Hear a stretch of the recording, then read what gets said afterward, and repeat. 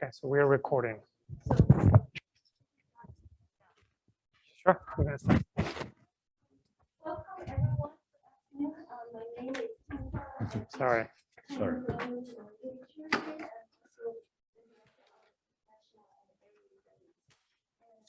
Great. We have so many of you, and this is exactly what we envision, because we want students to interact with our wonderful faculty more and staff, as well, and to learn what they are doing beyond the classroom routine. So for today, we have two great presenters, Dr. Lopez and Dr. Prof. And so I will do a very brief introduction of them, of their work. Professor Lopez is a scholar of Buddhism with a particular regional focus on Tibet and the Himalaya, Tibet, Bhutan, Nepal. And he's an associate professor of religion at New College, where he teaches courses on Buddhism, Tibetan, and Himalayan Buddhism, Buddhist contemplative systems, Hinduism, and Asian religions in general. And he's also interested in the intersection of religion and popular culture, and he's writing about it in the blog.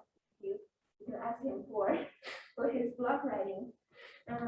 So another presenter is Dr. Prof, who is an anthropologist working at the intersection of medical anthropology, global health, African studies, and China studies. His research is so far based in South Sudan and China. In 2019, he received his PhD in cultural anthropology from Duke University. Before coming to college, he was a University of California President's Postdoctoral Fellow at UC Irvine. At New College, he teaches courses such as medical anthropology, global mental health, China, Africa, and globalization, anthropology of humanitarianism and development. He's also a core faculty member of the new AOC, Health, Culture, and Societies. And he has previously worked at Xinhua News Agency, holding roles ranging from bilingual feature writer to Pyongyang-based foreign correspondent. Very interesting experience.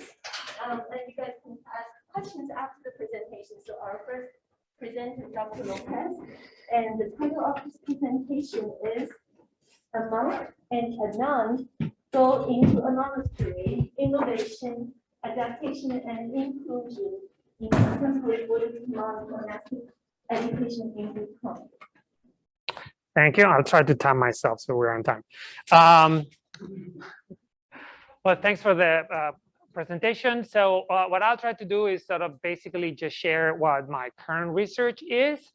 As you can tell, that presentation is like a last minute. It still has your logo here. I forgot to delete that part. But as Professor Chang has said, my research basically deals with contemporary monastic education in Bhutan. So I'll just give you a little bit of the background. Some of you know me, some of my colleagues know me, some of the students are in my classes, but a lot of you know. So I just kind of talk a little bit about what took me to this research and what is it that I'm doing, right? So just in terms of background,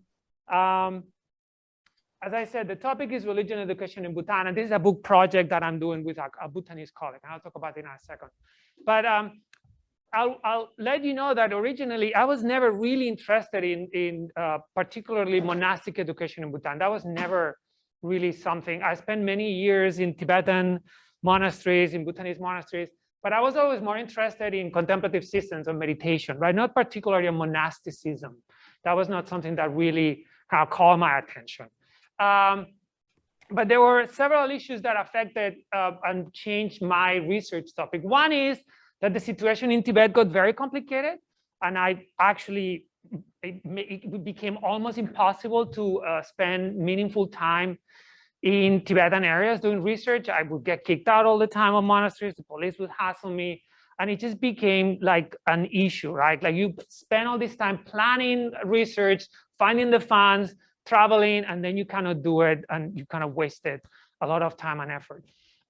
So I started to switch my research to Bhutan, which is, I'll show you in a little bit, but it's this very small country in the Himalayas, which shares a lot of the cultural aspects of Tibet, but it's in its own different country, right? But it has many similarities, many links. And when I moved there, there were two things that happened at the same time. A few of my colleagues were looking at contemporary religious education all over Buddhist countries. And that sort of caught my attention because I never really paid particular attention to what monks and nuns do besides ritual and a few other things. And also the fact that in Bhutan, there is this really interesting push for the reform of religious education. And I decided, well, why don't I take a look at it? And sort of that's kind of what happened, right? Just a few images. That's me in Tibet when I was very, very young, when I had long hair and beard, right? That's in Tibet. And then my research moved to Bhutan, which I put a bunch of pictures there, right? But it is a beautiful country, right? So no loss there in many ways. I mean, it's you know, every time you travel into Bhutan, you get to see Mount Everest there. If you sit on the left side of the plane when you go in, and on the right side when you left.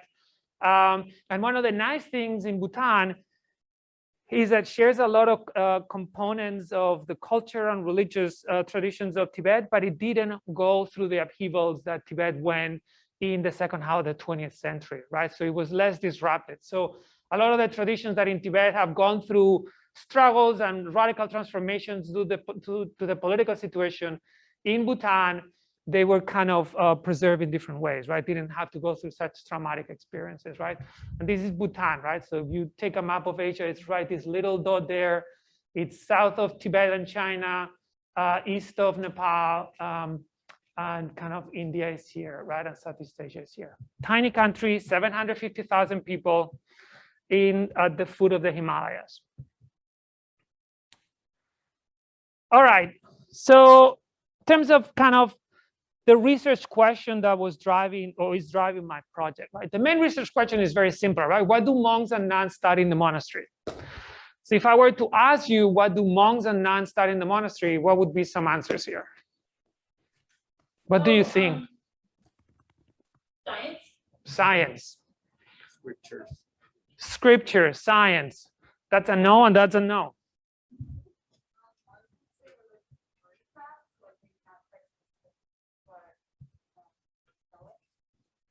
Like relics, they do, there are relics, but they don't study them. They do things with relics, but they don't study them, right?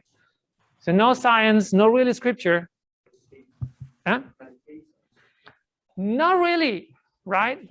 You'll be surprised how few monks study meditation or practice meditation. History? In some cases.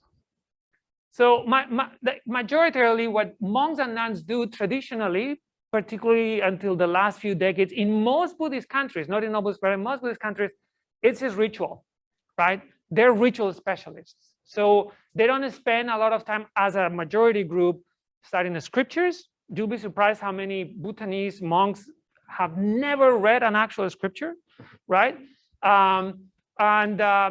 It's something that makes you kind of question what's happening there, right? But as I said, what happened in Bhutan is there's been this push to change the curriculum to address some of these things, right? Maybe we should study some science. Maybe we should study some scripture. Maybe we should incorporate meditation, right? Westerners seem to assume that we're all meditating. Maybe we should incorporate that a little more. And I started looking in the forces behind those changes and what those changes tell us about the way Buddhism has adapted to modernity in Bhutan. And ultimately, what does it mean to be a monk or a nun in the 21st century, right? Which is changing. And that's sort of part of the project. It's a collaboration. This is something that other scholars have been working, and in my conversations with other colleagues, is something that it's being researched, and there's a few publications of what's happening in other countries, like the Tibetan communities in exile, in China, in Southeast Asia, in Korea. And our piece of the project is trying to kind of contribute to this conversation, right? What does contemporary Buddhist religious education look like, right? One of the tensions is the tension that a lot of scholars have found between our ideal of Buddhism as we sort of interpret it, and particularly how it's taught in even Western or modern universities, right? That emphasis on scripture and history, the words of the Buddha, and the realities of lived Buddhism, right? What monks and nuns actually do in the monastery. Would you be shocked the gap between those, the ideal and the lived realities, right? It takes, I mean, I've been a scholar of Buddhism for many, many years, and it's only been in the last few years that I've had to adjust my mental construct of what Buddhism is and change the way I even teach Buddhism in the classroom, because this sort of ideal version of Buddhism is so strong, right? And it's important to sort of change it. But there are also other important questions that I've sort of explored, right? The unequal access to education in Buddhist countries, particularly due to gender, which I'll address in a second. The impact of secular education, and as I said, what does it mean to be a monk or a nun? This is a collaboration with a Bhutanese colleague, Professor Dorje Gyaltsen. Dorje Gyaltsen, he was a monk himself for many, many years, so he has kind of a very important insider look onto the tradition. And we've been working for the last few years, you know, started in 2018 and 2019, and things got interrupted, obviously, over the last 2 years, which has been kind of a pain. But we presented at conferences, we wrote 2 book chapters, and we're working on this book project that is under consideration by the Hawaii University Press under that title. So it's not just me, I'm sort of half of this project, right? My other half is in Bhutan. All right, so one of the interesting things is I'm interested in religious education, right? And the important thing that is at the heart of our project, right, my colleague and I, is that there's been a transition from monks and nuns being ritual specialists, mostly doing rituals. This is the creation of a sun mandala for a particular ritual. These sort of ritual dances that a lot of monasteries do throughout the year for the community. And while that's still happening over the last 3-4 decades, there's been a push to a more like what we would consider traditional education, which was not traditional in Bhutan, that includes more scholasticism and philosophical studies, right? And that's what you start finding now in Bhutan. And part of the question is, why did that happen, right? Why is this not enough anymore? And what are the forces that push for a kind of a radical transformation of the education in Bhutan?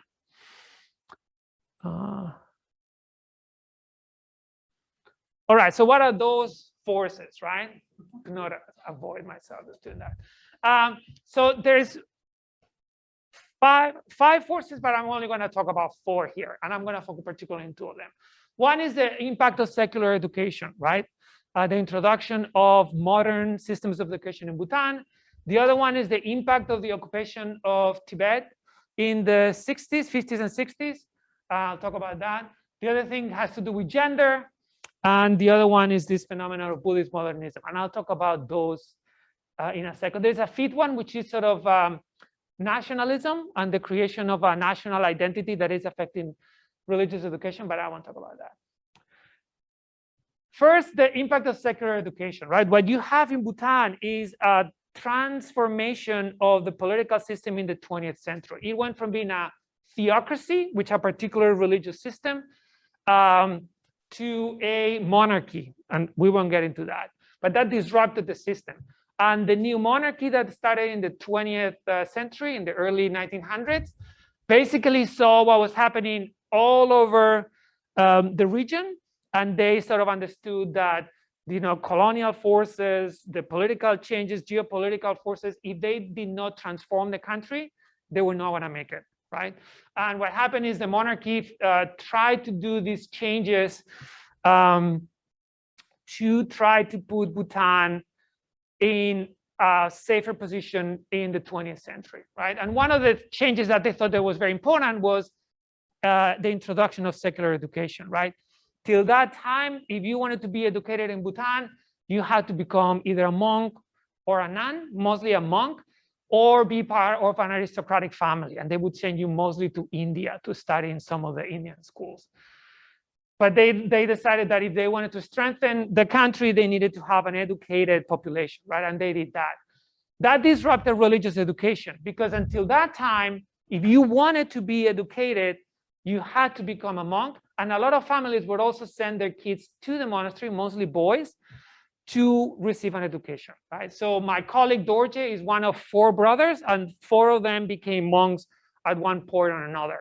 Only one of them is still a monk, right? Most of them get married after they get a certain age, right? But that disrupted the system, right? If you could have the choice to send your kid to the monastery or to secular school, after a few years of resistance, families were like, well, it's free, they take care, I can send my son and my daughter. The choice is pretty simple, right? So that disrupted the pipeline of students, of kids going to the monasteries. So the religious system had to sort of adapt. And one of the ways of adapting was to create a parallel system of education that models some of the structures of the secular system, right? Wait, oh, there was a slide that didn't come in. Anyway, so they created this sort of parallel system where they broke down the education of monks in a system that is like a kindergarten, a middle school, and high school, and ultimately college, right? And they founded this college in 1988. Not really relevant. So they changed the system, right, to sort of adapt to secular education. But what was the actual content of that education? So that's something that is not Bhutanese, right? It's something that was created in Tibet, in Tibetan monasteries. And if Bhutanese before the 1950s wanted to study, they would just go to Tibet, right? That was the traditional link. A lot of the Bhutanese religious tradition comes originally from Tibet. And instead of just like creating your own system, you just would cross the border, spend a few years in Tibet and learn it. That border closed in the 50s for the most part, right? So Bhutanese could not go to Tibet to get that education if they wanted, that sort of formal education. So what happened is when in the 50s, the education moved to, like a lot of the educational system moved to India, Bhutanese went to India to study, which was very easy for them. And the Tibetans created this sort of alternative system of education in exile, some of it modeling the Indian system, a hybrid system of religious and secular, like this Center for Institute for Higher Tibetan Studies, full monastic system, religious system that also model some of the secular system with like grades and semesters and like college degrees. And Bhutanese started learning that curriculum and brought it to Bhutan. My colleague Dorje, that's what he did. He studied in Bhutan, but the curriculum was not fully developed in Bhutan. So he just went to India to learn it, right? And then when they graduated, then they came back to Bhutan and became teachers, right? So that's what you sort of find the impact of the Tibetan exile was. Another interesting force that has been shaping religious education is issues related to gender, right? The Tibetan and Himalayan Buddhist tradition, for the most part, it's pretty skewed towards males, right? So it's very easy to just talk about monks, and you might think, well, what about nuns? And there's been a lot of discrimination, right? A lot of them don't have access to education traditionally. And if they have access, they don't have access to the same education. And that's something that it's been an issue in Bhutan to this day, right? So what are some of those issues? One is that, as I said, while in Bhutan, the religious education system was being modernized, right? That was only for monks, and nuns did not have access. This is a nun that I got to spend a lot of time. Her name is Anit Sultrinwamo. And when she wanted to become a nun in the 80s, there were only 3 nunneries in Bhutan. And 2 of them were not functional. And the 3rd one was occupied by monks, right? So that tells you a lot, right? So she had to go to India, to those Tibetan communities in exile, to become a nun and to actually have some sort of education, right? And for the next 20, 30 years, she kind of kept going to India to study because there was really no opportunities for nuns in Bhutan, right? And she's been kind of a really good example of the struggles that Bhutanese nuns have had in order to get an education. That's her in India, studying in one nunnery in northern India. In 1982, I'm not sure you can see it there, there were 3 nunneries. 1, 2, 3. And that has changed, right? In 2016, there were close to 30. Right? So things have really changed and improved for nuns, right, over the last few years. And this is one of the most interesting situations that has happened over the last few decades. One of the problems is that even though there is more nunneries in Bhutan now, their access to education, it's been a constant struggle. There are nunneries, they can join, but they cannot study the same curriculum that is being developed for monks. Monasteries? So what? For monasteries? So there's a curriculum for monasteries, and the nuns join these nunneries, but the curriculum they study is either not the same, right? Or it has to obey, or they don't have a curriculum, right? So for example, this is a nun in a nunnery in Kilagompa, and she told us that she really wanted to study the curriculum that monks were studying, right? But they keep facing all of these hurdles, right? One of the things that happened is that while the religious system in Bhutan was focusing on monks and they were implementing this new curriculum for monks, right? That it was brought from Tibet and it was introduced into Bhutan. The nuns were sort of a secondary thought. And in her nunnery, they were like, well, we want to study that curriculum. And then the monastic system was like, we don't have time for this, do whatever you want. And they studied the curriculum and they did the first year. There's 9 years in total. They did the first year, they passed the examination. They did the second year, they passed the examination. When they got to the 9th year, they were like, wait a second. You actually are not supposed to take this curriculum. Therefore, you cannot take the examination that will graduate you from the system and become a teacher. And when she was telling me that, she was just crying. It's like, you're telling me that we spent 9 years studying and now you realize this is a problem? And that became a problem. And only a few years ago, when they kind of realized that a lot of nuns were interested in studying the curriculum and they were actually doing it on their own and they were taking the exams and passing them, then they decided to change the curriculum, which they just did. But they were pushed back, right? And I'll explain in a second, if we have time, why that is. The issue for access to education has to do with the issue of ordination, right? In the Bhutanese and the Tibetan tradition, you can be a novice nun or a fully ordained nun, but historically, nuns can only be novice, which they only give them access to a certain aspects of education, right? And there's been a push to make them fully ordained nuns, but those who do that, they're not recognized by the institutions. It's kind of a complicated issue that I'm not going to discuss here. So the Bhutanese system, another stop in 2 minutes.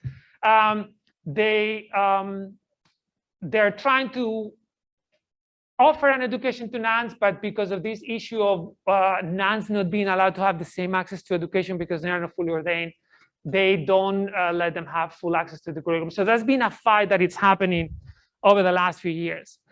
They're winning a few battles, but the kind of war is still kind of happening, right? So nuns have had to figure out alternative ways to receive educations. And mostly their access to education has been through separate educational system, but also through non-government organizations that sort of circumvent the policies and offer alternative education to nuns, right? In order to not challenge the system or to kind of offer a different alternative. The Bhutan Nun Foundations is one of the main organizations that is part of our project, right? Where they figured out, well, we're going to keep trying to get the same access of education to nuns as monks do. But in the meantime, while we fight that battle, we'll also make sure that our nuns can study other things that monks basically don't, right? So the nuns are starting to feel a void in the Bhutanese environment where they're becoming kind of more interested in social work, which monks in Bhutan don't do, right? tending to the poor, or dealing with issues of drug addiction, or dealing with hospice care, right? Monks traditionally don't do that.